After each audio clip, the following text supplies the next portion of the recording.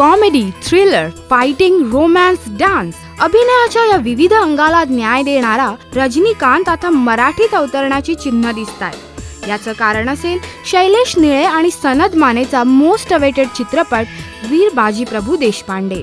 वीर बाजी प्रभूंच्या भूमिकेसाठी अजय देवगणच्या नावाची चर्चा सुरू आहे, तर राजा शिवछत्रपतींची भूमिका रजनीकांत यांना ऑफर करण्यात आली आहे। याआधी खुद्द रजनीकांत यांनी स्वतःहून मराठीत काम करण्याची आपली इच्छा बोलून दाखवलेली।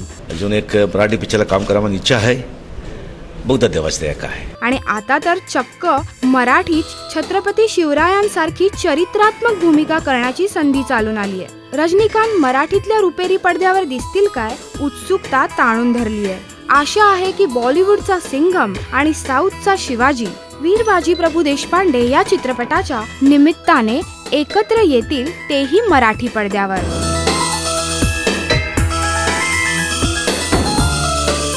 राष्ट्रीय मराठी करिता श्वेतांबरा सावंत।